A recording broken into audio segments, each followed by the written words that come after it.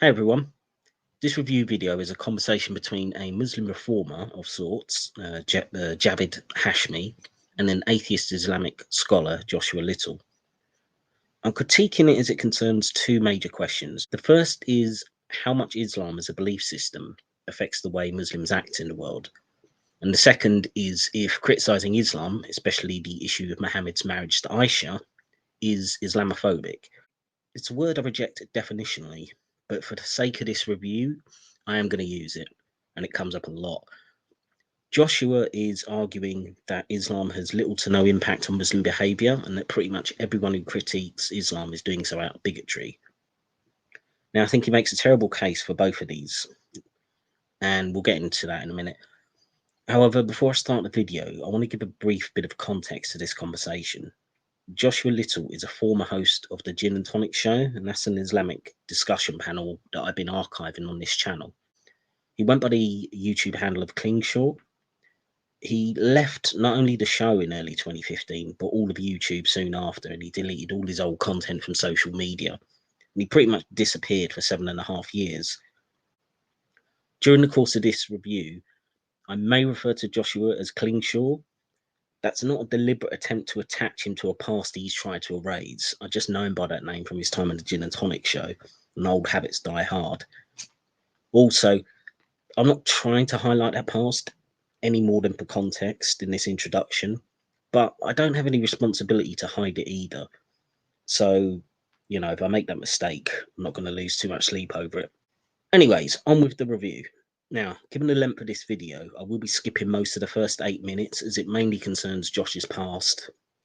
It doesn't really have much relation to the topic at hand, but I will play this first little segment before skipping ahead. Hello and welcome back to The Impactful Scholar. I'm your host, Dr. Javad T. Hashmi. I'm very excited today as I have as a guest, not in studio, but through the internet, Dr. Joshua Little of Oxford University. He's the guy who wrote the dissertation that made a huge splash on the internet about the marital age of Aisha.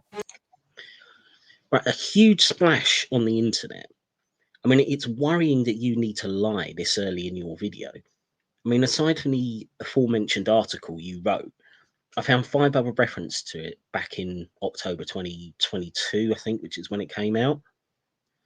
Now, 2 of these are from Josh's own internet presence. You've got one on his Twitter account and one on his website, researchingislam.org. There was 2 more that came from you, your Twitter account and your YouTube channel. And there was one other mention I could find of it on a religious discussion forum where it was being roundly dismissed for being unpublished and unavailable. So, I mean, if Klingshaw's work constitutes making a huge splash on the internet, I really don't think anyone needs to worry about getting wet.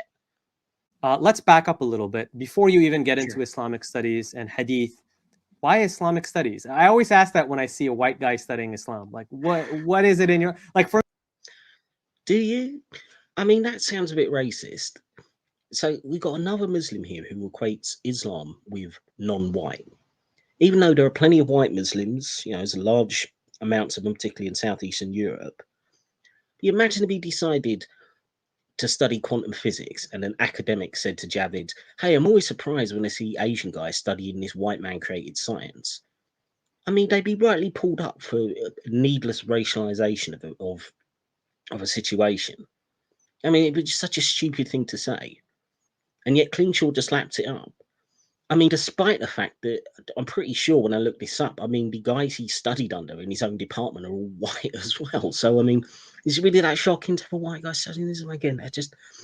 It's a side issue, but it irritates me, this constant racialization of the topic of Islam by the very people like Javid who would then claim racism from everyone else. Anyways. For me, it's super simple. I grew up Muslim. I was interested in my faith. It's, pretty cookie cutter. But I can't understand, I can't imagine myself studying Buddhist studies, although I know plenty of people study other traditions. But for me...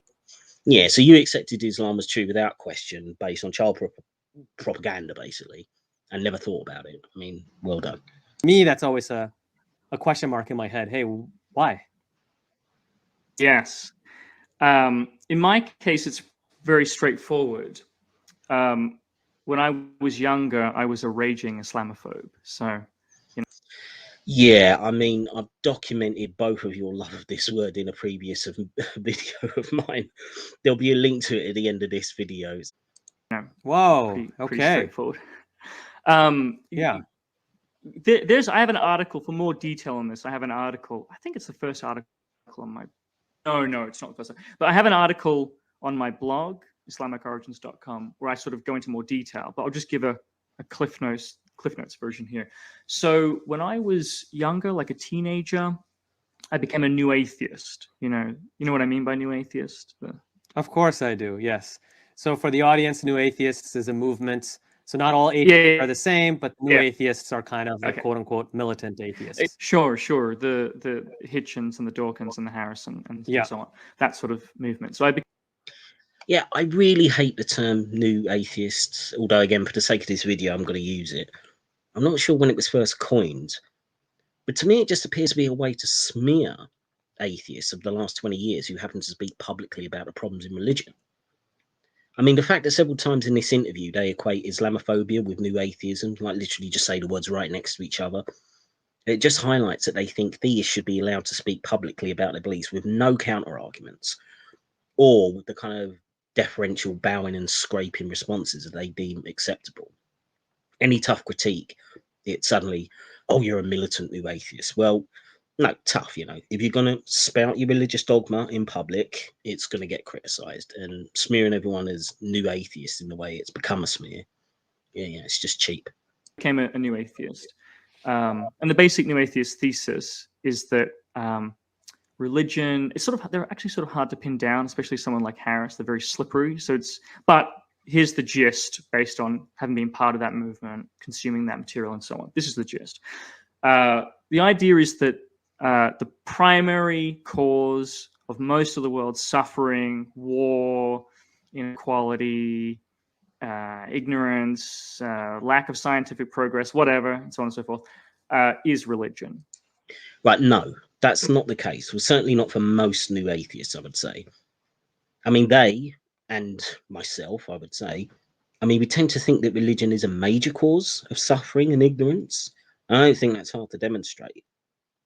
But I don't think most new atheists would say that it's like, the major factor, or the only factor. It's part of a range of factors that cause these problems. The reason that we kind of bring focus on it is because too many people like you guys dismiss it as having any significance at all.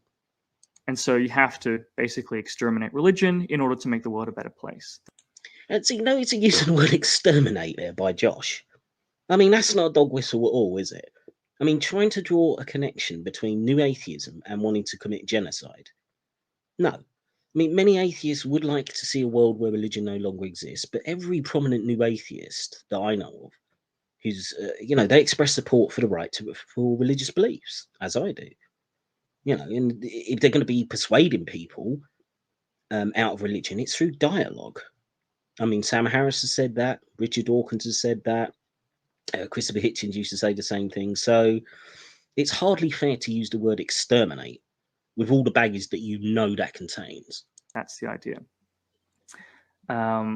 So I was very drawn to that. And again, if you want to know a bit more about like the psychology and sort of the psychosocial profile, I think, of the kind of people who are really drawn to that sort of thing, read my blog article.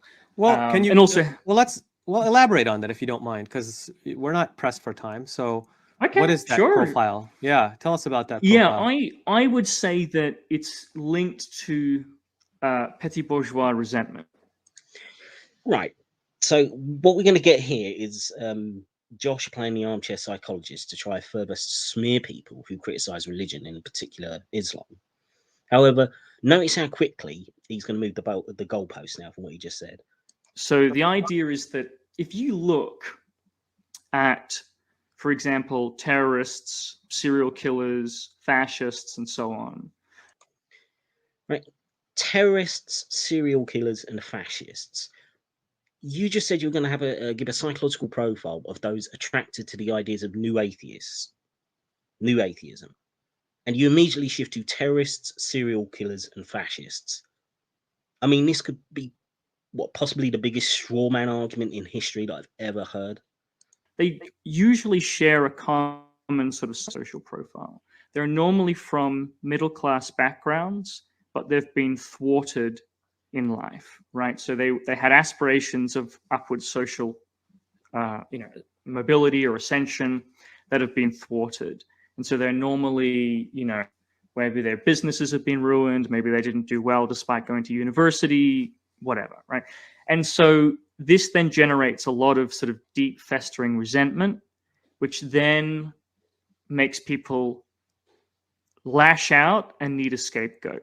And so depending on the time period and depending on the sort of cultural context, this sort of burning resentment can sort of go in different directions. It can sort of incarnate through different ideologies or causes, but the underlying mechanism is pretty similar in all cases. And so my impression, and certainly this applied to me, is that now those are extreme. Yeah. So your impression is that in all cases the mechanism is similar. So it's just your speculation and not even actually anything to do with new atheists. You're talking about terrorists, serial killers, and fascists, and this is somehow going to connect.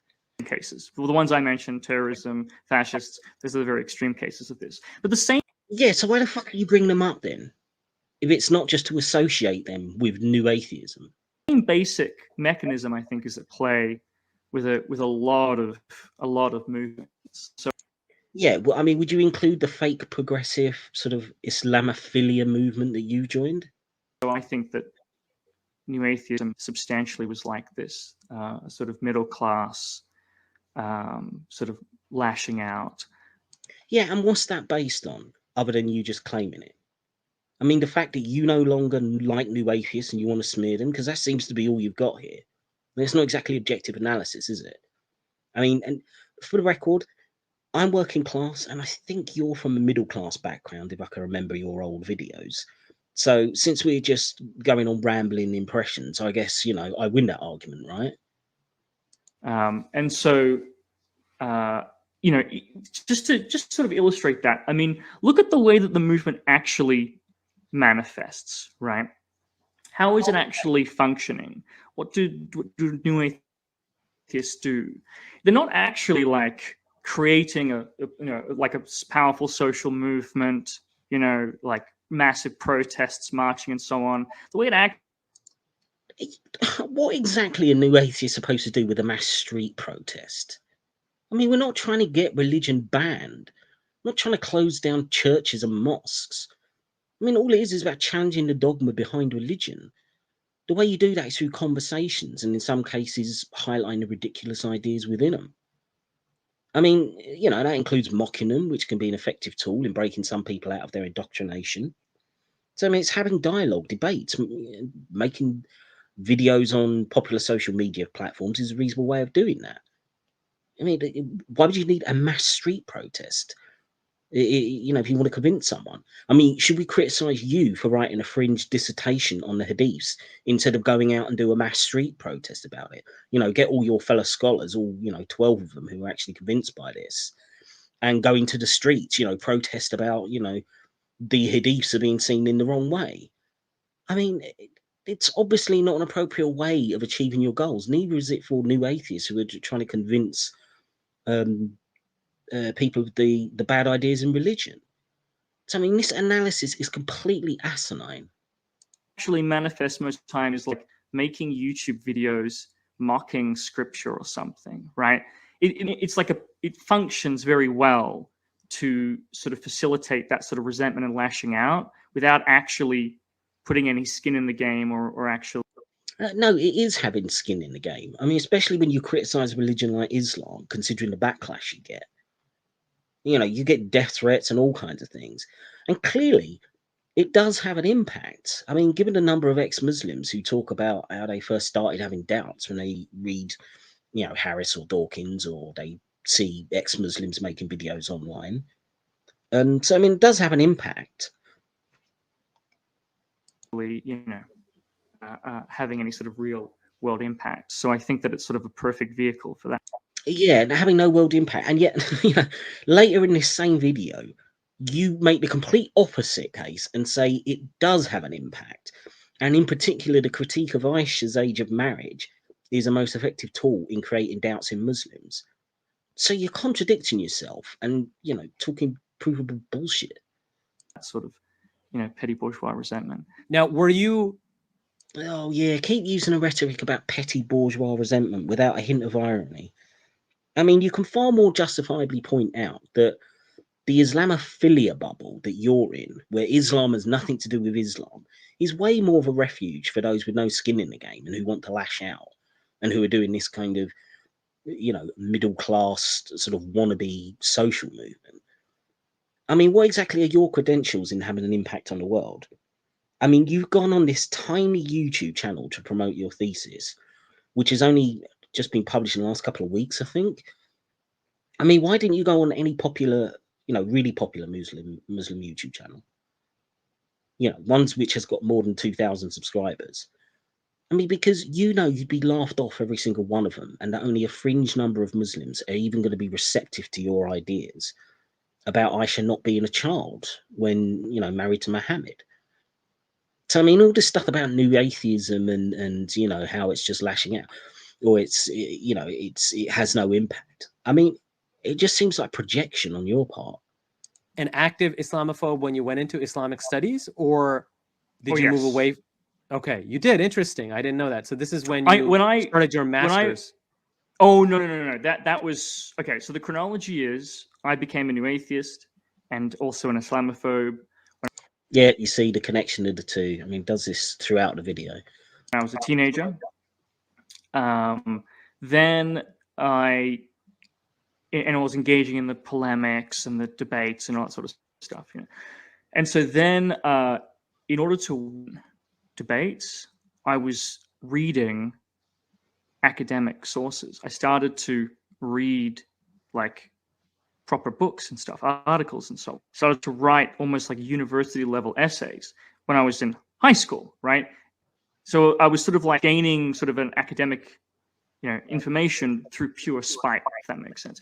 And so, so then when it came time to go to university, I just continued straight on, and I just made my university studies a sort of an extension of that interest, right? So I took all the Islamic and modern Middle Eastern and so on classes or courses in my undergrad. And then at the end of the undergrad, things began to fall apart. For me... Yeah, but it wasn't that you were suddenly able to refute the justified critiques of Islam. I mean, as we're about to see, you just changed your personal politics and decided that Muslims are somehow now a victim class. It was learning about Western imperialism that's when the wheels fell off the bike. Because again, the Islamophobia was very tied into Western cultural chauvinism. We are the children of the Enlightenment, right? Science and reason, right? The civilization. You all know the buzzwords. But they're not buzzwords, are they? I mean, the Enlightenment did happen in the West. There's nothing chauvinistic about acknowledging history and recognizing that there were some good ideas that came out of it is not Islamophobic. And so it was very linked, right? To, you're defending glorious Western civilization against, No, we're defending the idea that the hard-won freedoms from the last couple of centuries shouldn't be sacrificed because we're afraid to upset some Muslims, who advocate for living under a religious state tyranny, or for those Muslims who've got no respect for the equal rights of apostates and non-believers and gay people and women and all the other groups that traditional Orthodox Islam does try to oppress. Muslim hordes, right? And so once I took some classes on American history and Israeli. Oh, by the way, just to let you all know, I mean, that cutting out in the video, that was that's on the original video. It's Josh's dreadful Australian internet connection. So yeah, I apologize for that. There's not really anything I can do about it. History and these sorts of things. It really began to break down the sort of simplistic worldview that I had. And it sort of like put a question mark on everything. Do you see what I'm saying? It was like the first big crack. Oh, the cracks started to appear. So at that point, I was now open to criticism. And so when I met someone who had a different view, a materialist conception of religion, religious history, and so on, you know, they absolutely obliterated my sort of new atheist idealist kind of conception. And, you know, so before you go on. Yeah, I mean, we had a taste of the critique of the very guy who likely persuaded you, because I'm, you know, I would bet £1 million that it was the same guy you invited on the Gin and Tonic show. And I've actually got that video uploaded, so maybe I'll put a link to that in the description to this. Yeah, I mean, you decided to bring on basically this communist guy who's a friend of yours, and we all got to witness how terrible his arguments were. I mean, the problem that you and at least, you know, some modern communists have is that you can't separate the imperialism of Western countries and then legitimate criticism of Islam. I mean, you see them as one and the same. You also seem to think that the problems within Islamic ideology is somehow the responsibility of Western imperialism too, rather than the religion itself, even though you can't put forward a single credible argument to demonstrate, you know, such a stance. Sorry, before you go any further, I think it's worthwhile to clarify this point, because basically what you're saying is, so there was Sam Harris on the one hand in the New Atheist, but Sam Harris, I think, is the perfect example of this, where he, you know, continuously says ideas matter. And for him, it's all about supposedly what he takes of scripture. Now, he's extremely selective and half quoting, misquoting, but yeah, I mean, that's ironic coming from you, Javid, but you know, I'll review some of your other videos soon, so I'll save my criticism for you then. For him, it's ideas that matter, and ideas are bad ideas, and by that he means Islam is the mother lode of bad ideas.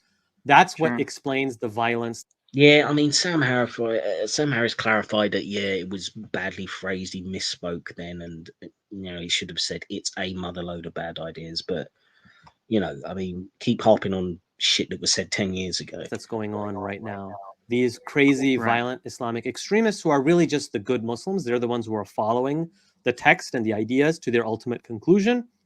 And they're what's to blame for what's going on right now. And we are the reluctant, rational, scientific West who has to respond to this. And we do so reluctantly, very grudgingly. So we have to bomb them back into rationality as, of course, you know, this is the myth of, so there's a great book that I recommend, The Myth of Religious Violence by William Kavanaugh, in which he talks about the myth of religious violence, which is exactly this.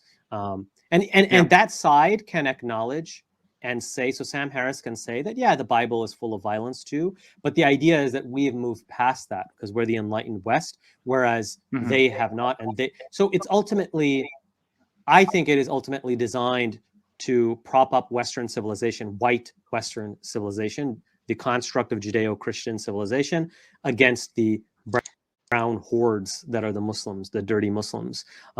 So now, yeah, I mean, throwing in language about race for no reason again, there's a shock. I mean, who are those quotation marks supposed to be for? Did Sam Harris or Richard Dawkins say brown hordes or dirty Muslims? Or are you just playing a fake victim card again? And Western civilization doesn't need to be propped up by atheists critiquing Islam. I mean, in fact, there's a sizable animosity, especially from religious conservative Christians in the, you know, in the United States, for example. I mean, they think atheists are a threat to Western civilization. So who exactly is guilty of over, you know, simplification here? I mean, it's you. I mean, yeah, Sam Harris has made bad calls over Middle Eastern politics, in my view, but he's one person. I think you find many atheists, including myself, are very anti-war and they're anti-meddling in Middle Eastern affairs. I mean, you bemoan the supposed pigeonholing of all Muslims, yet somehow Sam Harris' foreign policy views gets to represent what every atheist thinks. I mean, have some damn consistency. On the one hand, you have Sam Harris, who's all about ideas matter, and he has this very simplistic conception of that. And now here you are going from that to talking about material causes. By material causes, it's the idea that people go to war, they defend their countries, they fight other countries. They do these things often not for pure ideology, but for materialist reasons. Correct? Am I right about that? Sure, but it's more than that, though. It's like the idea is like, what explains why a certain idea or interpretation of an idea or interpretation of a text moves to fixation at a given time and in a given place. Excellent. Right? Yeah. That's the idea. So why is it, like, yeah, go on. Why is it, for example, that ISIS's ideology at a certain particular point in time takes fire? What are the conditions on the ground that create the receptiveness for that? Similarly, in Afghanistan, what are the material conditions? And those material conditions are caused often by Western neo-imperial intervention. Yeah, look, any sensible analysis of history and the present will conclude that there's a range of material factors are going to play a major role in why things happen. So, I mean, you're not really going to get disagreement from me there. I mean, the difference between us, most atheists who criticize religion and the likes of you guys, we understand religion and any other ideas that people hold also influence why things happen. I mean, it's part of the puzzle. I would agree, creating the chaos in the Middle East with, the invasion of Iraq and Afghanistan and stuff, particularly Iraq, helped create the conditions for ISIS to emerge, which is already, it's a horrible thing. But you've got to ask yourself this: would ISIS have arisen if people didn't already believe in the idea of living under an Islamic caliphate? No. I mean, do you think ISIS would have been selling sex slaves, including children, on markets, modern day slave markets, if slavery and sex slavery were not permissible in the Quran? I mean, it seems less likely to me they would be doing those things if they weren't in the religious texts. And I think so. That's kind of what you started to realize. Is that correct? Yeah, exactly. Okay. I mean, there are just so many examples of this in Islamic history, and not just Islamic history. And if you just look at things like when there's a crisis, then suddenly interpretations of Islam that say you should rebel against the ruler move to fixation. And then once a faction wins, suddenly quiet is back, right? And this happens over and over and over. If it was just about ideas, why would this happen, right? Yeah, because material conditions do have an impact, as I've already agreed. That's why it happens. But that doesn't mean that ideas don't matter as well. It's not an either-or situation. I mean, I'm sure if I scoured Islamic history, I could find periods where there were, not these great catastrophes, and the regimes were still harsh. They weren't getting some kind of relaxed, casual Sharia, as you're kind of suggesting. And, and the point is, they're still under an Islamic system, whether they, they're a bit less harsh on it here and there. And that's because the ideas do matter. I mean, if they threw Islam off completely, took up another religion or something, or, became a pluralistic society or even a secular one, yeah, you might have an argument then. But obviously they never did. So how comes, if ideas don't matter, they always manage to remain wedded to Islam in some form or another? Because the ideas do matter.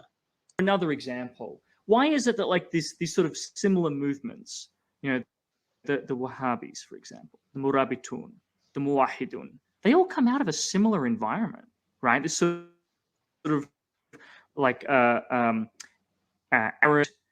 highly sort of nomadic, hinterland areas, right? And they all have these ideologies that justify them attacking, conquering, and enslaving their fellow Muslims, right? It's like the same kind of people in the same kind of situation with a similar kind of dynamic over and over, right? So, Ibn Khaldun, for example, noticed a similar kind of pattern, right? Yeah, okay. So what's your point? It's a time and time again, you can find that what can explain why certain ideas and interpretations will obtain, generally speaking, at a given time in a given place.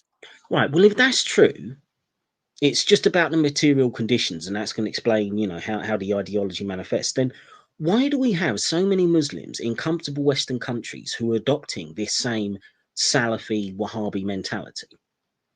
I mean, I recently did a video on some universities in Dublin where seven Muslim student associations worked together to bring Mohammed hijab to do a talk, because he was the most requested guest from the Muslim students.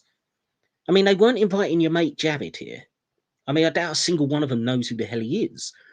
So what's the harsh nomadic conditions that Muslim students in Ireland are suffering, which cause them to be so, pro-Salafi, Klingshaw? Sorry, Josh.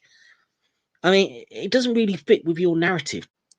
Is a reflection of the interests and needs of the adherents, or the people who adopt.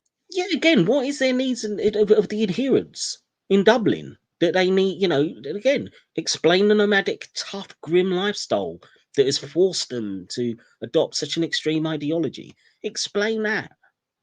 Those now beliefs, to right? push back. Now, so this is ubiquitous. Oh, go on. Yeah.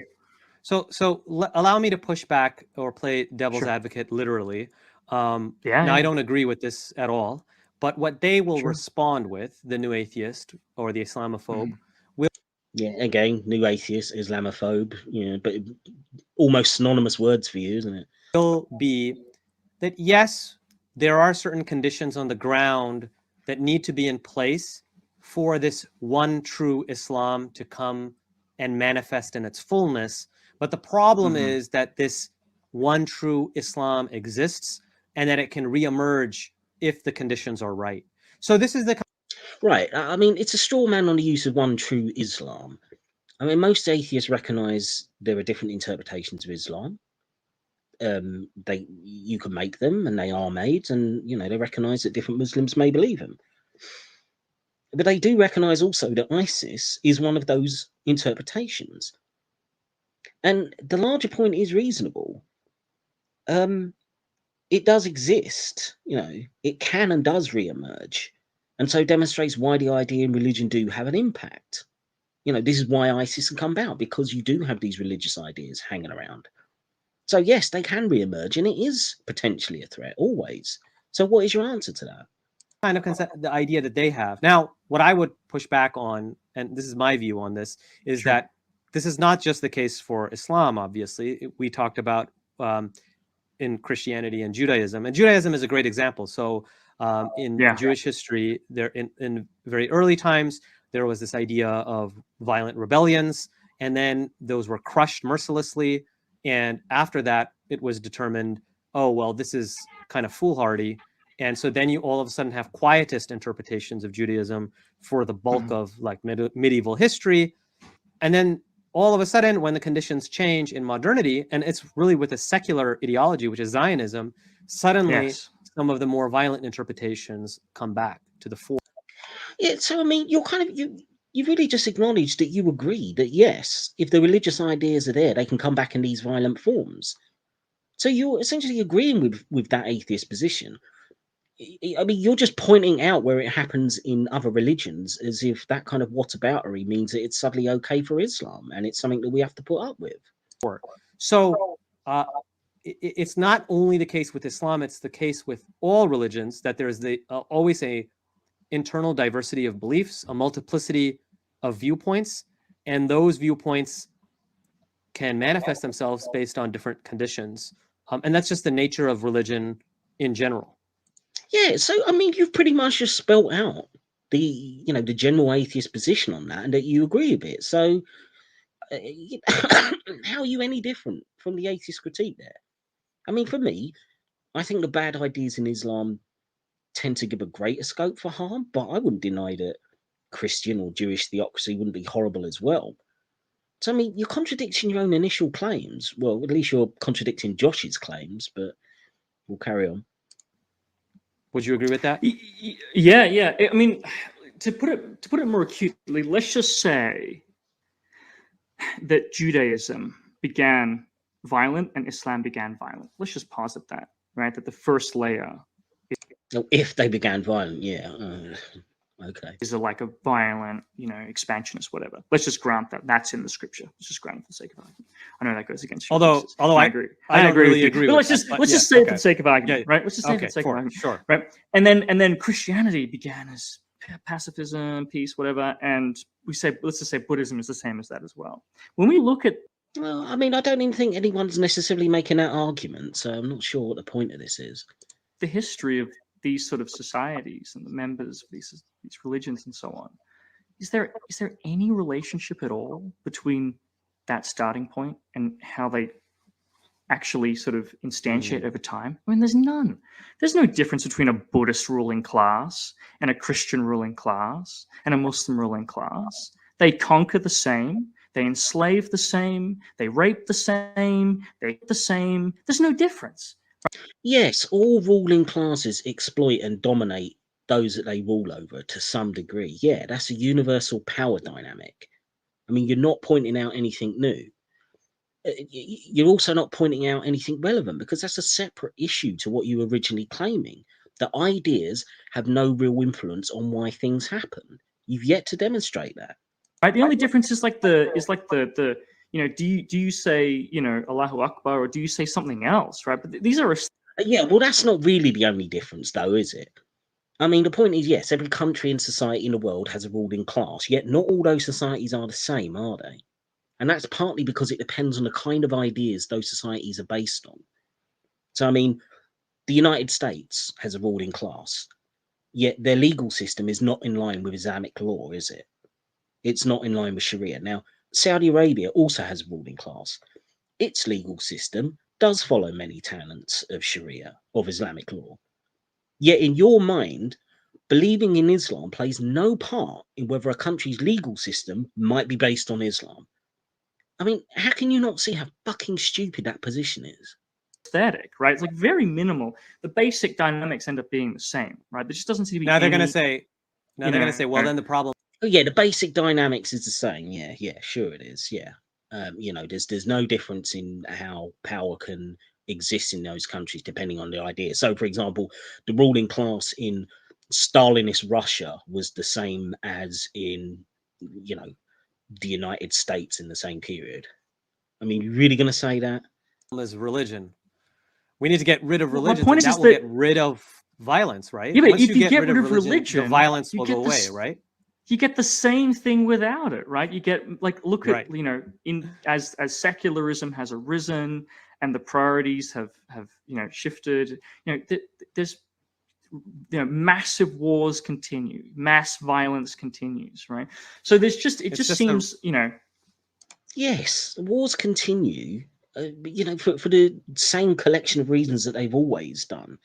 We're competing over resources, and we've also got individual selfish drives, and we're also being driven by, you know, greedy and powerful elements within our own societies that are going to benefit from war, and you know, a bunch of other reasons. But you could also say having a imperialistically minded religious basis, a manifest destiny, a desire to spread your religion all over the world, does contribute to that. And I think you can demonstrate it. So, you know, to dismiss it completely is pretty silly. But yeah, again, I mean, you're conflating like international relations with domestic society, and these are two different things. Domestic society has changed significantly in Western countries in the last century or so. And I'd argue that, you know, it's in part it's because of a drop in religiosity. Secularism has allowed a lot of the old religious bigotry to fall by the wayside. It's helped with things like equal rights of women and sexual minorities, and it's helped with improving things like science education. You know, it's no coincidence that Muslim majority countries who cling to these religious traditions so strongly, you know, resist the most basic liberalizations, for the most part, they all fail in these areas of progress. Is that just a coincidence, or is it at least in part down to the ideas they hold? Irrelevant. It's the rationalizations. Right? It's the yeah, rationalizations that change, basically. Yeah, I'm not saying that religious people don't sincerely believe in what they profess. Right. I'm not saying that at all. Well, you kind of are if you're saying that it doesn't have any impact on their behavior.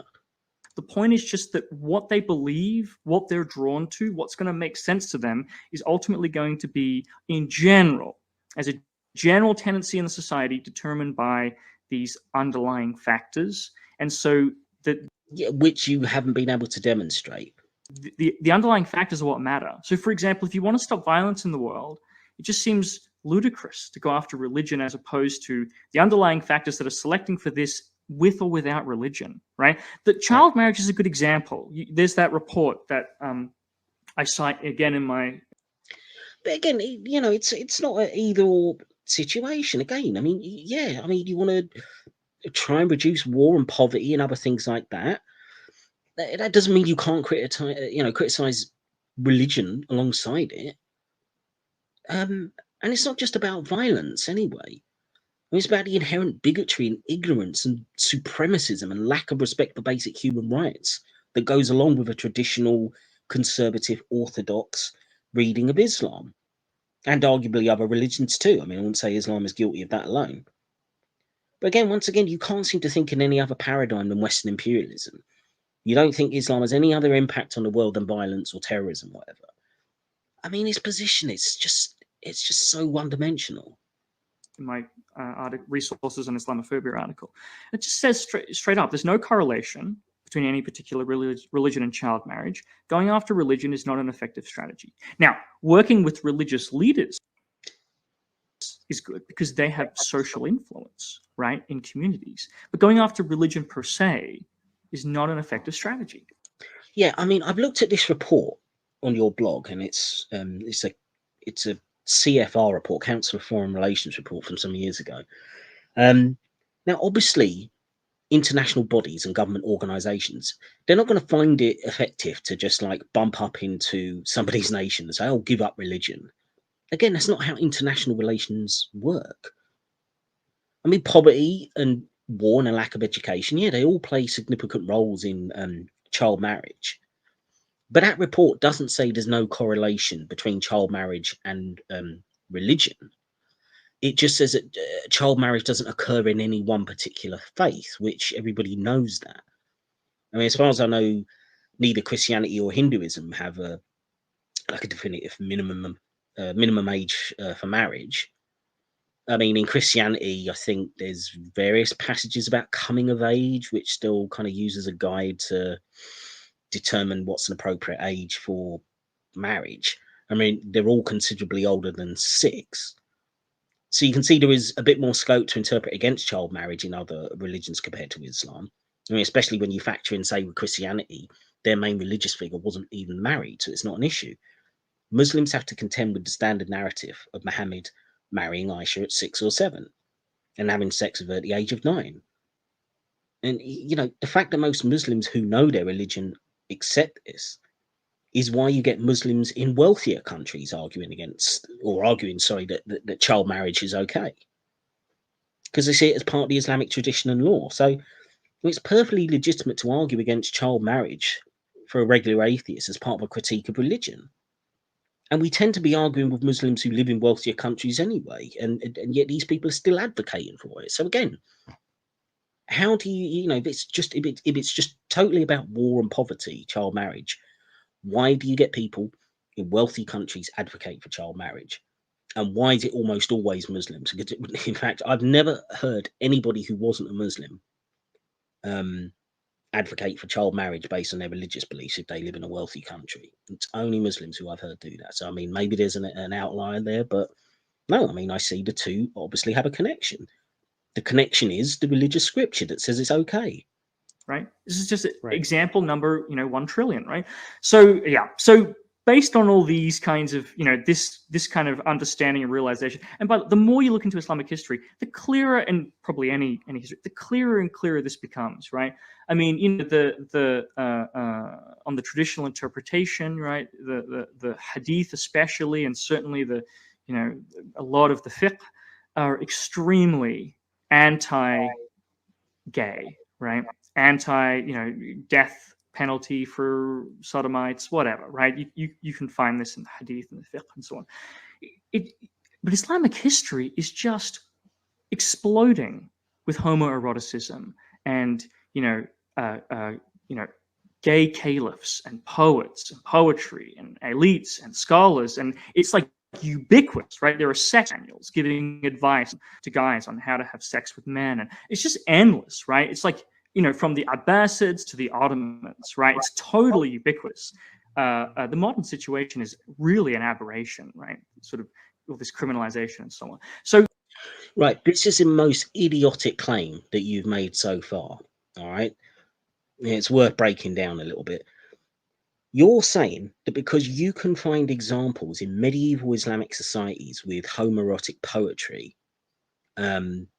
and there's a couple of gay caliphs in Islamic history. You think that somehow means homosexuality was tolerated in general, despite of all the anti-gay scripture? I mean, what a fucking ridiculous claim that is. So, I mean, let's look at this in a bit of detail, right? First of all, there's no example of homosexuality being legalized anywhere in Islamic history. Okay. Now, you can look at the Ottoman Empire in 1858, where it was decriminalized. That but it's not legalization, but yeah, they're not going to enforce any kind of criminal punishment. Okay, so that's it as far as I can find it. It was illegal everywhere else, always in every Muslim society before the last dying decades of the Ottoman Empire. It was already collapsing at that point. Yet most of its 600-year history, it was illegal as well. So if you were caught engaging in homosexual acts, you'd be breaking the law and you could be punished. And I'm sure there would have been plenty of examples of it. Now, secondly, when we're talking about the relative toleration of homosexuality at points in Islamic history, despite it being illegal, which it was always, so your claim that the current criminalization of it as an aberration is just ludicrous. It's always been that way. But let's just talk about toleration despite it being illegal. Right? We're limited to the records of basically the rich and the powerful, okay? Because you don't have too many records of commoners from the Umayyad or the Rashidun Caliphates or whatever. It's all going to be rich people who actually knew how to read and left some documents behind. Okay, so you've already got a very limited kind of spectrum of things that you can look at to determine this. It's going to be very hard to determine what the general population actually thought of it. Now, secondly, if you're powerful and wealthy, you get instant protection for what would be considered taboo behavior like homosexuality. I mean, your money and political connections, they're going to act as a shield to any possible prosecution against you for these laws. That's just how it works. So, and on top of that, bear in mind how few people could actually read. How much of a risk are you taking with general society by writing homoerotic poetry? I mean, the average mug in the street is going to know what you've written. So, again, how much of a risk is it? And, another thing, I've looked at some of this kind of gay poetry or homoerotic poetry, and a lot of it can be written off as kind of, you could sort of say it wasn't like a sexual kind of love. Certainly, the author could push that narrative if they were really cornered on it. For some of the stuff I've read, yeah, obviously some of it is more explicit, but a larger point is the wealthy and powerful always get away with doing things that the rest of society don't tolerate. You get that in every single society. I mean, look at the Saudi royals, for goodness sake. I mean, they're hardly a paragon of virtuous Islamic living, are they? All the hedonistic things that we know they get up to.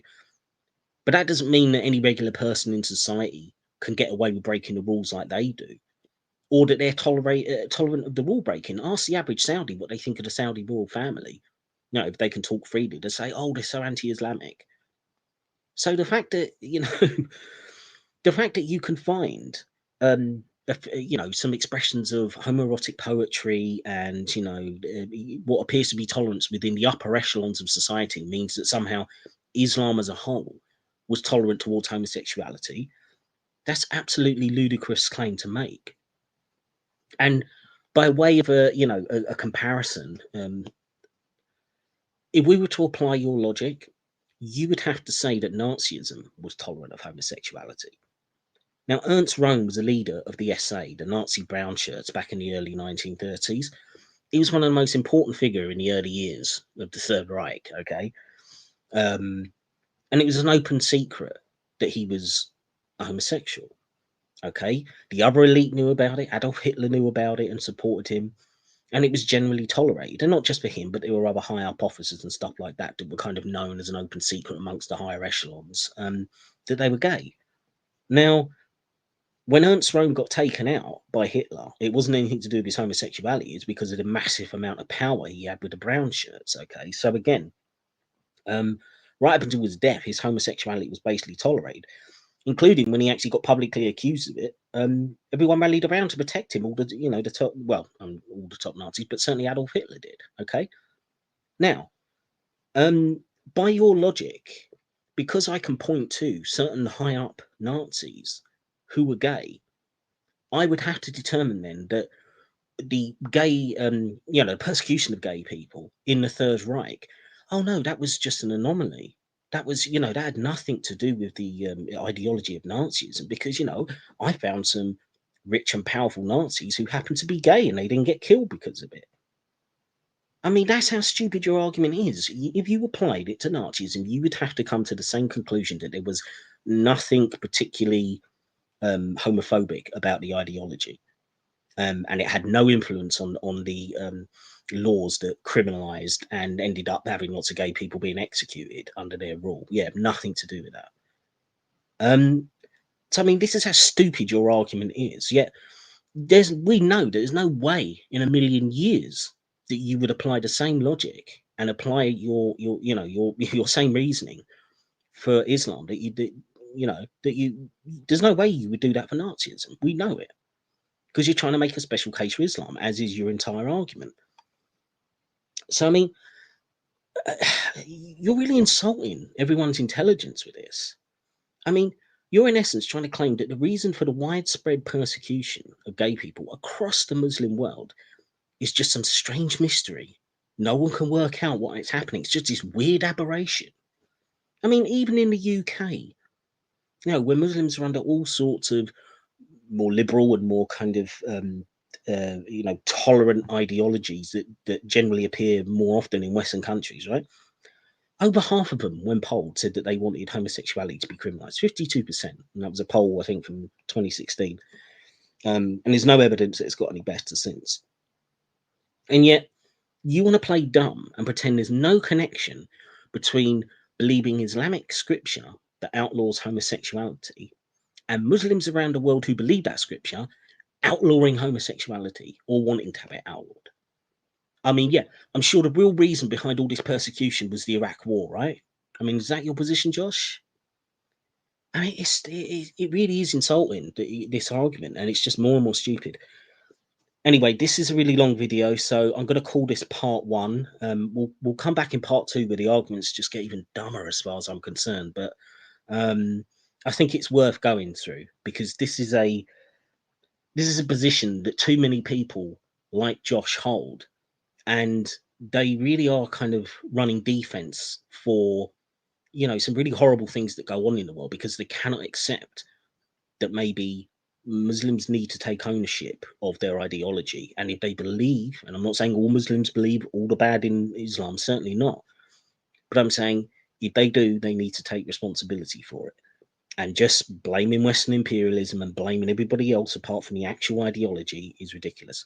Anyway, thanks for listening, and I'll see you in part 2, which will be out in the next 2 days.